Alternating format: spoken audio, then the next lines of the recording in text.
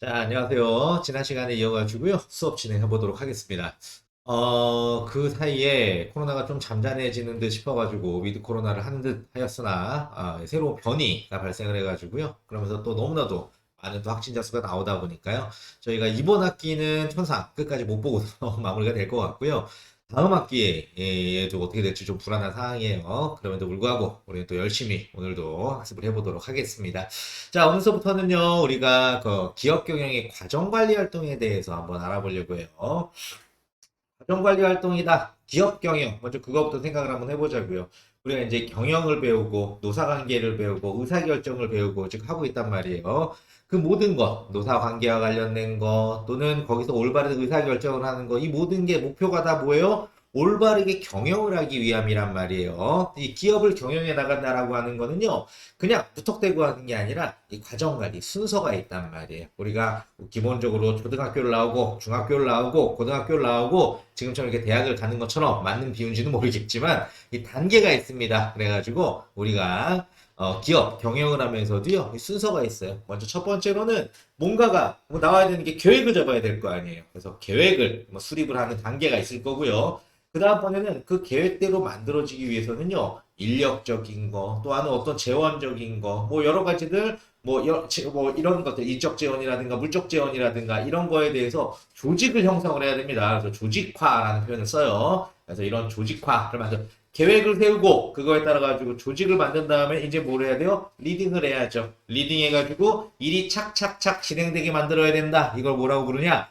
지휘화라는 표현을 써요. 그래가지고 쭉 지휘를 하게 됩니다. 그럼 뭐가 되겠어요? 기업이 회사가 이렇게 돌아가는 꼴이 나오겠죠. 이렇게 되는데 내가 계속해서 하나하나 다 신경 쓸 수는 없잖아요. 처음에 계획했고 또는 조직했고 지휘를 했기 때문에 자연스럽게 돌아가도록 만들기 위해서는 통제를 하고 돌아가게 만든다. 통제와 그래서 총 네 가지 단계가 이루어집니다. 첫 번째 계획화, 그 다음에 두 번째 조직화, 그다음 세 번째 지휘화, 네 번째 통제화 이렇게 네 가지 단계대로 가는 거를 우리가 뭐라고 불러요? 기업 경영의 관리 과정 활동이다라고 하는 얘기를 하게 됩니다.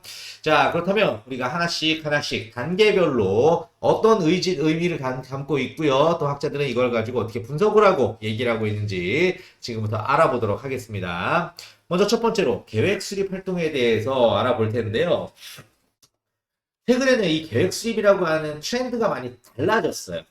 먼저 답을 먼저 얘기하면 예전에는 리더가 뭔가 계획에 대해서 혼자 고민을 되게 많이 해. CEO가 고민을 되게 많이 해가지고 우리 이렇게 가자라고 결정한 다음에 그 다음에 그거대로 이제 쭉 나갔다면 지금은 그게 아니야. 한 명이 알 수 있는 게 아니에요. 이제는 많은 사람들이 구성되어 있는 근로자들이 종업원들이 본인만의 생각을 가지고 그들이 더 잘한다는 거예요. 현업에서는. 그러면은 그 한 명 한 명이 본인 업무와 관련해서는 어떤 아이디어를 가지고요. 그거를 내놓고 거기서 우리 CEO들, 관리자들은 뭘 하는 거예요? 아, 이것들을 잘 고민하고 잘 선택할 수 있도록 도와주는 역할을 해야 된다라고 하는 걸로 트렌드가 좀 달라지고 있다라고 한번 보시면 될 것 같아요.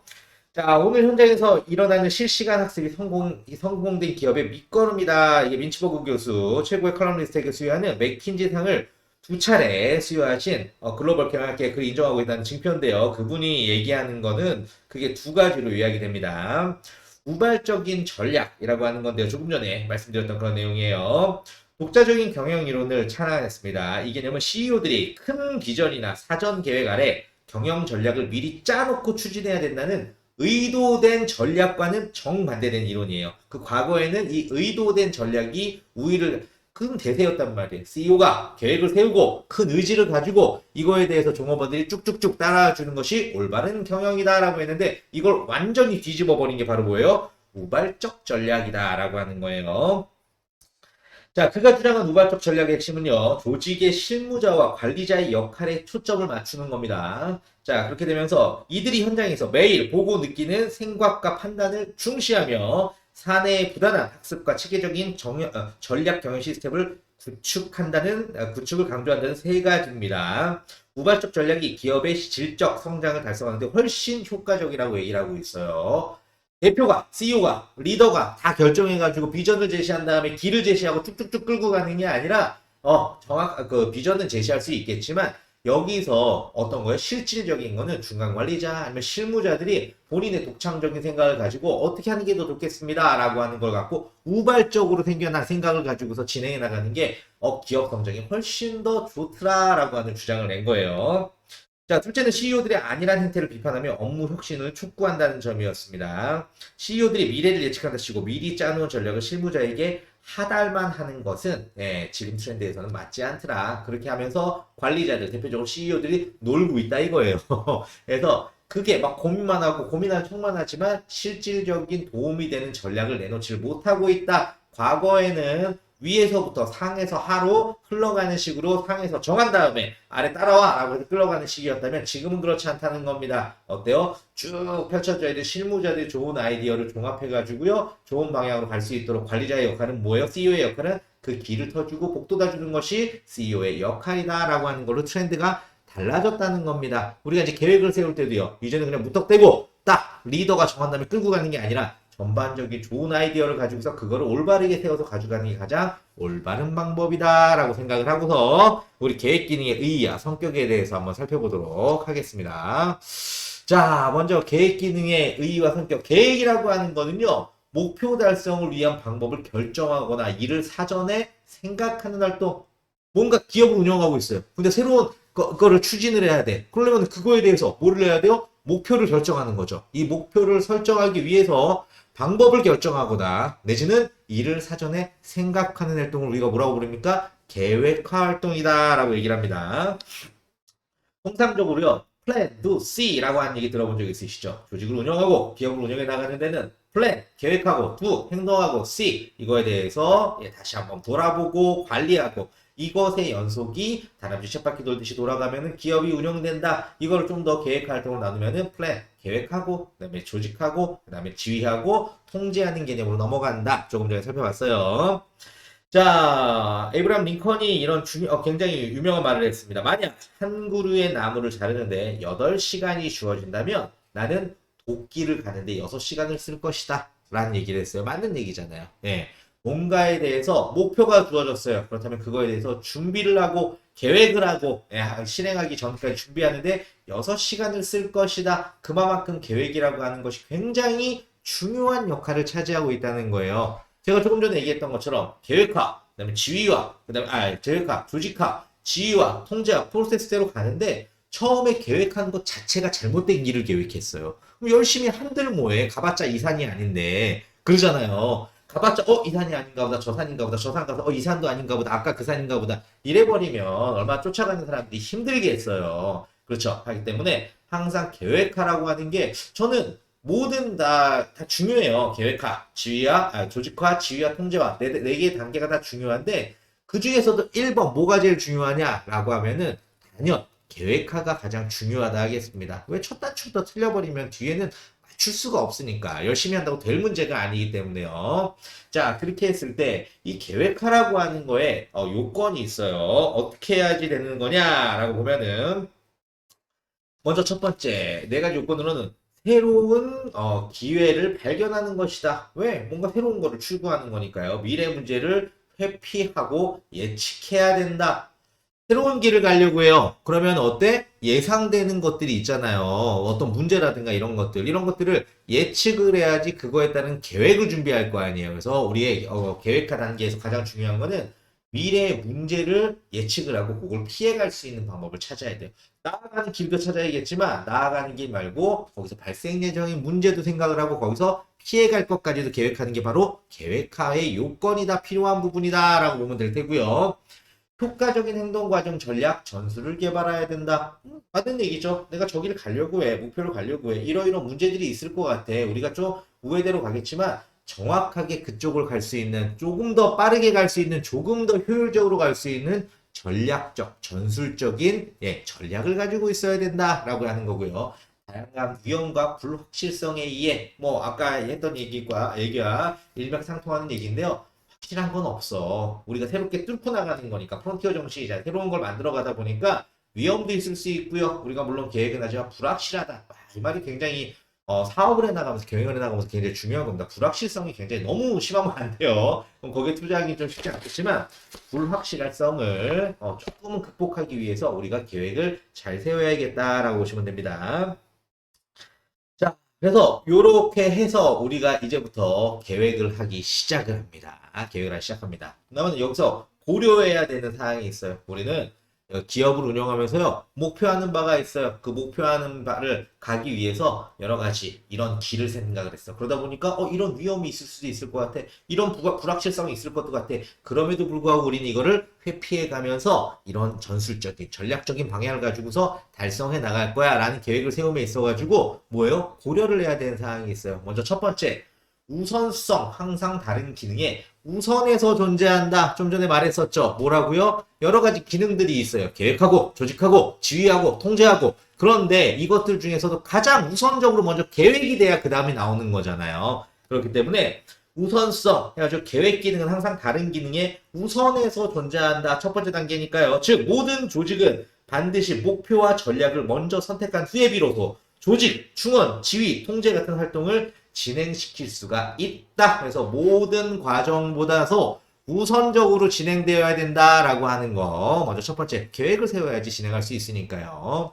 자, 두 번째로 봤을 때는 합리성입니다. 합리성. 내용이 무슨 말이냐? 본질적으로 감정적, 직관적이 아닌 이성적, 합리적인 운영 과정이다. 사업을 해나가는데 느낌에 이게 맞을 것 같아. 직관적으로 이렇게 가는 게 맞을 것 같아. 라고 하는 게 아니라는 거예요. 따져봤을 때 우리가 가지고 있는 재원, 우리가 가지고 있는 뭐 여러 가지 뭐 물리적인 재원, 금전적인 재원, 인력적인 재원 이런 것들 따졌을 때 합리적으로 그리고 이성적으로 판단하는 계획이 나와줘야 된다라고 하는 거예요. 자, 그렇게 되는데 그냥 계속해서 뭐 언제까지 뭐 시간이 정하는 게 없이 그냥 언제까지 가기만 하면 되는 게 아니잖아요. 그렇기 때문에요. 이 계획과 같은 경우는 세 번째 특징으로 고려해야 되는 게 시간성입니다. 항상 언제까지는 이거를 달성하겠다. 언제까지 거기에 도달하겠다라고 하는 목표를 가지고 그것에 계획을 맞춰서 가게 되는 거예요.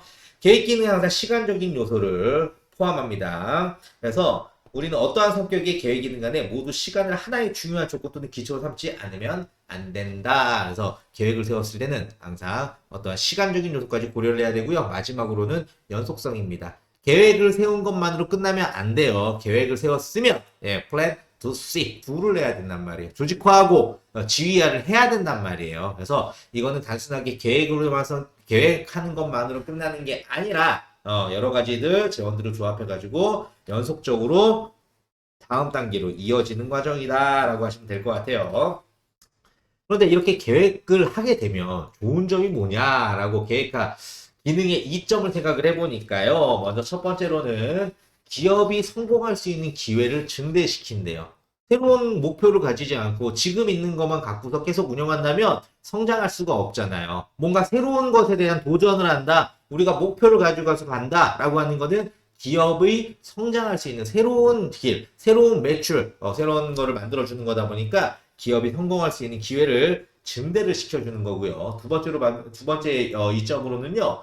경영자로 하여금 보다 효과적으로 환경 변화에 적응할 수 있게 한다. 자, 이게 무슨 말이냐면 내가 새로운 목표를 가지고서 저걸 하기로 했어. 계획이잖아요. 그럼 그거에 대해서 아까 뭐가 있다 그랬어요? 불확실성이 있다 그랬잖아요. 리스크가 존재한다 그랬잖아요. 그거에 대해 내가 예상을 해보는 거야. 그러니까 이렇게 가다 보면 이런 문제가 생길 수가 있구나. 저 길로 가다 보면 저런 문제가 생길 수도 있구나 라고 미래에 대해서 예견을 하다 보니까 어떻게 할 수 있어요? 보다 효과적으로 환경 변화, 불확실성에 적응할 수 있도록 도와준다. 이 계획하라고 하는 단계가.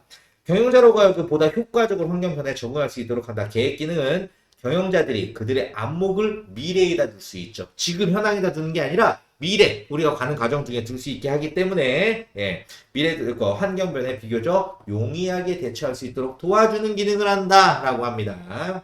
자, 세 번째로는 종업원들이 전체 기업의 목표를 중시할 수 있도록 한다. 이것 또한 중요하죠. 자, 리더 혼자만 가고 있으면 되는 게 아니잖아요. 계획화를 하고서 명확하게 루트를 가르쳐주고 이거를 천명을 하고 종업원들한테 얘기를 했을 때 종업원들이 저 길로 가면 되는 거구나. 우리가 앞으로 이러이러한 단계를 거쳐가지고 성장해 나가겠구나. 이런 새로운 판로, 새로운 매출, 새로운 아이디어를 가지고서 가져가는구나 라고 해서 같이 바라볼 수 있고 그 길을 볼 수가 있겠죠. 초점을 맞출 수가 있게 해준다는 거 볼 수 있겠고요. 다른 경영 기능들이 효과적으로 발휘될 수 있도록 돕습니다. 자, 계획화를 했어요. 조직화를 했어요. 지휘화를 하고 통제화를 하는데 계획이라고 하는 게 가는 길에 대해서 나와주는 거잖아요. 조직을 하고 지휘하고 통제함에 있어가지고 그 길이 보여주고 있기 때문에 이 조직화하는 기능, 지휘하는 기능, 통제하는 기능에 가이드라인이 돼주는 겁니다. 계획화라고 하는 게. 그렇기 때문에 다른 기능들에 효과적으로 발휘될 수 있도록 도와주고 있다라고 보시면 될 것 같아요.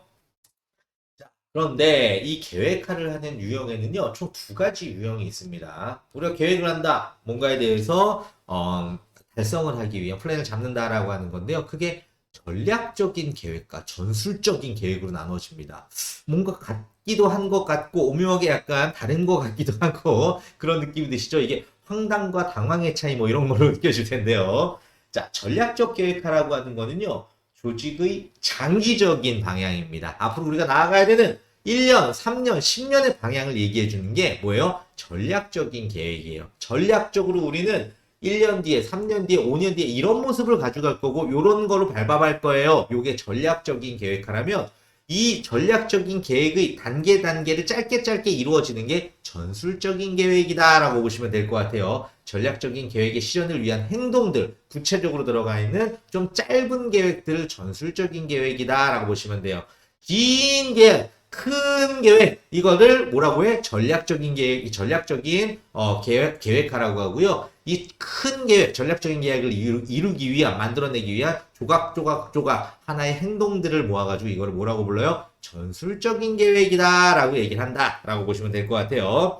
자, 그렇다면 전략적인 계획이라고 하는 거 한번 살펴보도록 하겠습니다. 큰 회사를 운영함에 있어가지고요. 방향을 설정하는 거란 말이에요. 그것도 짧은 방향이 아니라 큰 방향을 설정하는 거예요. 이랬을 때는 뭐를 해야 돼요? 우리의 회사, 우리의 기업이 가지고 있는 비전이 무엇인지, 나아갈 방향이 무엇인지를 잘 생각을 해야 되고요. 그 다음 우리의 사명이 뭔지, 우리의 존재 가치가 뭔지를 생각하고서 우리가 목표를 설정한 다음에요. 네, 전략을 짜서 가야 되는데 그러기 위해서 먼저 첫 번째로 해야 되는 건 뭐냐? 나를 알아야 된다는 겁니다. 지금 우리 회사의 위치를 알아야 된다는 거예요. 우리 기업이 처한 상황을 알고 이거에 대한 분석을 해야 됩니다. 그래서 어떻게 분석을 할 거야? 예, 여러 가지 방법이 있지만요. 우리가 첫 번째로 한번 살펴볼 거는요. 수학 분석이라고 합니다. 기업을 놓고요. 네 가지 측면에서 접근을 해보는 거예요. 우리의 기업이 있어요. 그런데 우리가 처하고 있는 강점이 있어요. 반면에 약점이 있을 수 있겠죠. 그리고 우리가 지금 갖고 있는 기회가 있어요. 반면에 우리가 지금 위협을 받고 있는 것도 있겠죠. 이 네 가지에 대해서 먼저 정리를 한번 해보는 거예요. 이건 단순히 기업만 갖고 얘기하는 게 아니고 나라고 하는 사람을 가지고도 할 수 있습니다. 지금 기업을 경영한다라고 하는 거는요, 삶이 살아가면서 나의 인생을 준비해 나가는 것과 같은 개념이라고 보시면 됩니다. 저는 항상 경영이라고 하는 거는 여행과 같다. 인생을 여행이라고 하는 거에 많이 비유를 하잖아요. 여행을 간다고 할 때 그냥 무턱대고 그냥 떠나는 여행이 있을 수도 있겠지만 통상적으로 우리는 계획을 잡잖아요. 어떻게? 어느 지역을 어떤 식으로 할 거며 재원이 어떻게 들고 그동안 이동은 어떻게 할 거고 잠은 어디서 잘 거고 밥은 뭐를 먹을 거고 그로 인해 필요로 들어가는 재원, 돈은 어떻게 되는 거고요. 예, 이런 식으로 다 잡지 않습니까? 이게 경영과 똑같단 말이에요. 근데 해나감에 있어가지고 지금 나의 장점은 뭐지? 우리 기업의 장점은 뭐지? 반면 약점은 뭐지? 우리가 지금 처해 있는 상황에서 기회가 되는 건 뭐지? 반면에 위협이 되는 건 뭐지? 분석을 한번 해보는 딱 이게 그냥 생각하는 거하고요. 진짜로 쓴 다음에 한번 써보는 거하고는 완전 다르더라는 거죠. 그래서 수학 분석. 아마 지금 얘기를 듣고 있는 우리 학생분들도요. 한 번씩 본인에 대해서 수학 분석을 한번 해보시는 것도 제가 한번 추천을 한번 해드릴게요. 내가 갈 길을 잘 모르겠어. 뭘 내가 열심히 해야 될지를 모르겠어. 라고 했을 때는요. 목표를 한번 설정을 하는데 목표 설정함에 있어가지고 나의 위치, 나의 상황에 대해서 먼저 좀 알아야 돼요. 딱 사사분면을 그으세요. 그 다음에 나의 강점, 그 다음에 나의 약점, 그 다음에 내가 지금 처한 기회, 어떤 기회가 있는지 대신에 어떤 위협이 있는지 하고 난 다음에 그렇다면 이것들을 종합했을 때 내가 어느 길로 나가야 될지를 설정하는 것도 굉장히 중요하지 않겠느냐 생각합니다. 그거를 기업에 적용을 했을 때 이런 모습이 나오게 됩니다. 예를 들어서 조선회사예요. 조선회사 뭐 배를 만드는 회사인데 이 회사 A라는 회사를 가지고요. 한번 싹 분석을 한번 해봤어요. 먼저 강점이라고 하는 거는요. 지속적인 기술 개발을 하고 있습니다. 우리 회사는 거기에 우수한 품질을 가지고 있어요. 예, 여기에 선주들과 배에 대해서 주문을 하는 선주들과 유대 관계가 강화돼 있어요. 이거는 우리 회사의 굉장히 큰 장점입니다. 좋은 장점이죠. 반면 한 단점 한번 살펴볼까요? 단점을 보니까 경제 불황에 민감합니다. 그래서 경제가 안 좋으면 사람들이 배를 많이 안 만들겠죠. 경제 불황에 민감하고 노사분규가 있어요. 지금 회사 내에서 조선업계의 구조조정이 지금 심각한 상황입니다. 요거는 어때요? 우리가 갖고 있는 좋지 않은 약점이라고 볼 수가 있겠습니다. 하지만 우린 기회를 갖고 있어. 어떤 기회를 갖고 있어요? 전자상거래가 활성화가 되고요. 지금 경기가 부양되고 있어요. 지금 비록 경기 불황이지만 불황인데 이제 경기가 부양되려고 하고 있단 말이에요. 그리고 컨테이너선이 대형화되고 있다 보니까 우리가 이제 새로운 배들을 다들 요구할 수 있는 만들고자 하는 그런 니드가 생성이 되고 있더라는 거는 굉장히 좋은 기회가 있어요. 경기도 부양이 되려고 그러고요. 그 다음에 어때요? 네, 컨테이너선도 새롭게 만들려고 하는 조짐이 있고요. 그런데 좀 위험한 상황도 있어요. 어떤 게 위험한 상황이냐? 경제국이 WTO에다 제소를 했어요. 그래서 이거는 공정거래가 아니다라고 이게 문제 제기한 게 있고요. 그다음 통상 압력이 강화되다 보니까 지금 상황에서는 우리가 여러 가지 압력으로 인해 가지고 회사를 운영하기가 사실 쉽지만은 않습니다. 이런 식으로 수압 분석을 통해 가지고요. 처한 위치, 나의 상황 먼저 파악을 하는 게 굉장히 중요합니다. 그래야지 내가 어디를 갈지 정할 수가 있는 거죠. 아까 제가 여행이라고 했잖아요. 내가 지금 처한 상황이 어떤지 지금 갑작스럽게 여행을 가고 싶다. 그래서 유럽 여행을 한번 이렇게 쭉 배낭여행 남들 하는데 한번 돌아보고 싶어 라고 했는데 지금 상황은 어때요? 코로나로 인해 가지고 갈 수 없는 상황이에요. 거기다가 나는 백신도 안 맞았어. 거기다가 나는 모아놓은 돈도 없어. 못 간다는 거예요. 그랬을 때는 어때? 나의 처한 상황에 맞춰서 국내로 돌려가지고 어때요? 어디를 여행을 가야겠다. 근데 돈이 아직 없어. 아르바이트를 어떻게 갖고 재원을 마련해야겠다. 이게 계획하라고 하는 거예요. 실제로 이제 여기서 이제 내가 알바도 하고 좀 더 여행 갈 것도 준비하고 이런 것들이 이제 쭉 행동을 하게 되는 건데 자 이런 식으로 해서 먼저 전략적인 전략을 세우기 위해서 나를 먼저 알아가는 거 우리의 처한 상황을 알아가는 거 굉장히 중요한 거고요. 두 번째로 또 알아가야 되는 건 뭘 알아가야 되느냐? 나 혼자 이 사업에 뛰어들고 있는 게 아니잖아요. 혹시 블루오션, 레드오션이란 말 들어본 적 있으신가요? 블루오션이라고 하는 거는 파란 바다 말 그대로 내가 이거를 팔려고 그러는데 그 물반 고기반이야. 사람들이 다 이 물건을 살려고 그러는데 파는 사람이 나밖에 없어. 이럴 때 얼마나 좋겠어요. 거꾸로 팔려고 하는 사람도 많지만 팔려고 하는 사람이 더 많아. 그러면은 팔기가 얼마나 힘들겠어요. 그래서 지금 조선회사로 봤을 때는 내가 놀라운 배를 만드는 기술이 있는데 배가 필요한 사람들이 엄청나게 많아. 근데 배를 지을 수 있는 사람은 나밖에 없어. 이게 블루오션이에요. 그런데 그게 아니야. 배를 지을 수 있는 사람들이 너무나도 많아. 이랬을 때 이거를 레드오션이라고 하는데 나만 놓고 생각을 하는 게 아니고요. 이제 수학 분석이 나라고 하는 우리 기업이라고 하는 우리 회사를 놓고서 분석을 한 거라면은 이번에 한층 더 나아가지고요.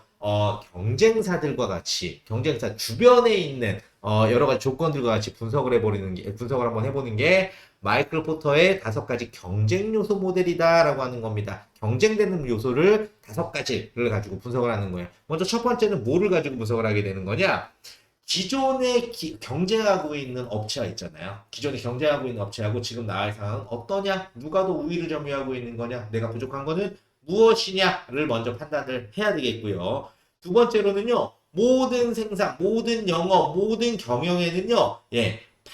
나한테 돈을 주는, 나한테 물건을 사가는 구매자가 있을 거고요. 내가 또 뭔가의 재원이 아니라 재료를 사오는 나한테 공급자가 있을 거란 말이에요. 먼저 첫 번째 공급자, 물건들이, 재료들은, 여러 가지 재원들은 잘 들어오고 있느냐, 그리고 그 사람과 아니면 그 회사와 내가 교섭력이 괜찮느냐, 요걸 잘 봐야겠고요. 마찬가지로 판매자는 나고, 구매자와의 교섭력이 괜찮느냐, 요걸 잘 살펴봐야 됩니다. 반면에, 내가 지금 첫 번째는 원래 경쟁하고 있는 회사를 봤고, 그 다음에 뭐를 봤어요? 내가 공급자의 교섭력, 그 다음에 구매자의 교섭력을 봤잖아요. 그 다음에는 뭐를 봐야 돼? 새로 신규로 나하고 경쟁하려고 들어오는 업체가 있을 수 있어. 그래서 신규 진입자의 위험을 한번 살펴봐야 되는 거고요. 잘 생각해 봐야 되는 게 우리가 선박을 막 만들고 있는데 선박 말고요. 갑자기 비행기가 엄청나게 떴어. 사람들이 다 비행기 타고 다니는데 뭐예요? 생각하지 못했던 대체 상품 서비스라고 하는 대체 서비스들이 들어오진 않겠느냐라고 하는 이렇게 5가지 측면에서 기존의 경쟁, 그 다음에 먼저 첫 번째는 공급자, 그 다음에 구매자, 그리고 새로운 신규로 진입하는 경쟁자, 그리고 아예 새로운 다른 서비스 이들과의 경쟁 구도를 한번 살펴봄으로써 나만 가지고 분석하는 거를 수학 분석, 그 다음에 경쟁자와 가지고서 같이 5가지 모델로 분석을 하는 거를 뭐라고 불러요? 마이클 포터의 5가지 경쟁 요소 모델이다를 통해 가지고 상황을 한번 확인해 볼 수가 있을 거고요.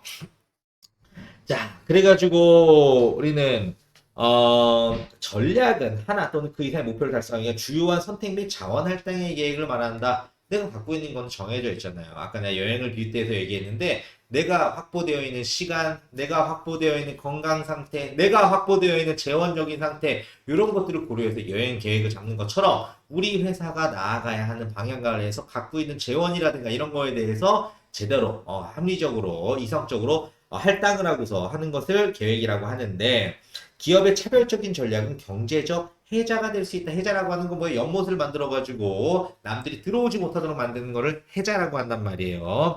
경제적 해자라고 하는 표현은요. 워렌 버핏이 그간 연간 보고서에서 처음 사용한 개념으로 어떤 기업이 다른 경쟁사들이 쉽게 범접하지 못하는 독특한 경쟁 우위를 가지고 있는 것을 말합니다. 그래서 계획을 잘 세우는 거, 전략적 계획을 잘 세워서 이제는 나갈 거예요. 나가는 거는 어때요? 우리가 경제적인 해자, 단독적인 위치를 확보하는 것과 같은 개념이다라고 생각을 합니다. 나에 대해서 수학 분석을 통해서 알았어요. 그리고 경쟁자들에 대해서도 내가 파악을 했어요. 이제는 뭘 해야 되는 거예요? 전략적으로 나갈 수 있는 길을 잡아야 됩니다. 근데 길을 잡았을 때는 뭐를 봐야 돼요? 시장을 판단을 해야 돼요. 과연 시장이 전반적인 시장을 가지고서 얘기하는 거냐 아니면 나의 시장이 협소한 정해져 있는 고객들을 가지고서 얘기하느냐. 그렇다면 내 전술이 굉장히 독특한 전술로 갈 것이냐 그들만을 위한 전술로 갈 것이냐 아니면은 싸게 원가 절감 기술로 갈 것이냐 이런 것들에 대해서 전략을 바로 세워야 된다라고 하는 게 바로 어때요? 포터의 본원적 경쟁 전략 모형이다라고 보시면 돼요. 우리가 지금 전략적인 모형을 3번째 보고 있어요. 먼저 첫 번째 수학 분석에서는 뭘 봤어요? 나의 상황이 어떤 건지 분석을 하는 거를 봤고요. 그다음 2번째는 뭘 봤습니까? 경쟁자들의 상황에 대해서 같이 분석을 한번 해봤고요. 3번째로는 나가는 방향에 대해서 시장을 가지고서 우리가 판단을 해보는 거예요. 했을 때 고려해야 되는 게 먼저 뭐래? 전체 시장을 가지고서 우리가 마케팅을 할 것인지 아니면은 세분 시장, 집중화된 시장을 가지고서 마케팅을 할 것인지 자 아니면은 이거를 차별화돼 가지고 뭔가 다른 개념으로 우리가 마케팅을 할 것인지 아니면은 저원가를 가지고서 할 것인지를 가지고 판단을 해야 된다는 겁니다. 이로 인해 가지고 계획이 달라진다는 거예요. 예를 들어서 차별화 전략을 가져간다라고 하는 거는요. 전체 시장을 가지고서 뭔가 차별화된 전략을 가져가겠다는 겁니다. 고객이 독특성을 인식함으로써 산업 내에 경쟁할 수 있도록 하는 전략을 말하는 것입니다. 자, 대표적으로 뭐가 있느냐? 혁신적인 디자인, BMW는 고품질, 도요다, 아니면은 브랜드 이미지, 벤츠, 이렇게 본인만이 가지고 있는 독특한 차별화 이미지를 가지고 시장에서 승부를 걸겠다라고 하는 게 전체 시장에서 나만의 색깔, 나만의 독특한 차별화를 가지고서 승부를 걸 수 있는 방법. 요게 차별화 전략이겠어요. 그런데 그게 아니에요. 전체 시장인데 원가를 낮춰서 갈 거야. 이걸 뭐라고 불러요? 예, 원가 주도 전략입니다. 경쟁 기업보다 낮은 가격으로 제품과 서비스를 제공하는 전략입니다. 떠오르는 기업이 한 군데 있죠. 어디요? 어디나 다 있는 다이소. 그쵸? 다이소. 뭐 일본 기업이네 뭐 이런 얘기들이 많이 나오는데요. 지난번에 뭐 반일 운동하고 막 할 때도요. 뭐 다이소 거 안 산다. 유니클로는 뭐 다 안 산다고 했었는데 지금은 많이 사게 된 것 같아요. 싼 거 나오면서. 다이소도 안 간다. 뭐 불매 운동이다 했었는데 거기에 특별히 큰 영향을 안 미쳤던 게 일본 다이소도 있고 한국 다이소도 있는데요. 아예 법인 자체가 달라요. 다이소라는 이름을 쓰는 것으로 한국 다이소가 일본 다이소한테 얼마 정도의 비용을 지불하긴 했지만 그런다고 해서 여기서 버는 게 글로 흘러 들어가고 이런 개념이 아닙니다. 여튼 쓸데없는 얘기했고요. 원가 주도 전략 대표적인 기업이 바로 다이소다라고 볼 수가 있겠어요. 반면에 집중화 전략이다라고 하는 건요. 세분 시장이에요. 구체적인 그 세분 시장에 맞는 전략을 펼쳐가는 겁니다. 대표적으로 어떤 게 있어요? 특수한 틈새 시장이나 특정 지역에서 경쟁하는 거. 10대를 위한 경쟁 상품, 아니 의사만을 위한 뭐 연예인들만을 위한 뭐 학생들만을 위한 우리 한세인만을 위한 뭐 이런 것들에 대한 것을 만들어서 가는 것을 뭐라고 해요? 세분 시장 전략을 짜는 것이다. 집중화 전략을 짜게 되는 것이다. 라고 보시면 될 것 같아요. 자, 그래서 우리가 오늘은 뭘 살펴봤느냐? 크게 이게 경영을 해나가는 거에 있어서 단계가 있어요. 단계가 있는데 첫 번째 계획을 하고요. 그 다음에 이거에 대해서 조직을 하고 조직화를 하고요. 통제화를 하고요.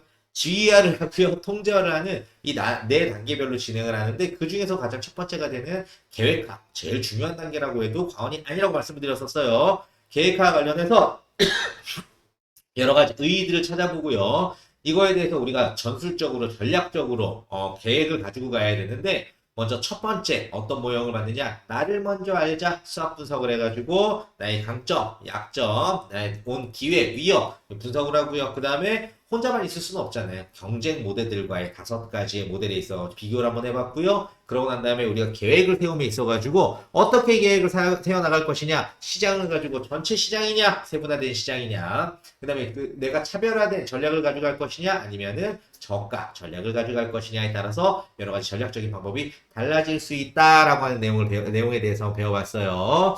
자, 우리 다음 시간에는요, 이에 이어가지고 계획 기능을 오늘 끝내려고 했는데 끝내지는 못했고요. 계획 기능에 대해서 조금 더 우리가 전술적 계획들 살펴보도록 하고요. 그러고 난 다음에 이제 조직화, 목표 관리 이렇게 진행해 보도록 하겠습니다.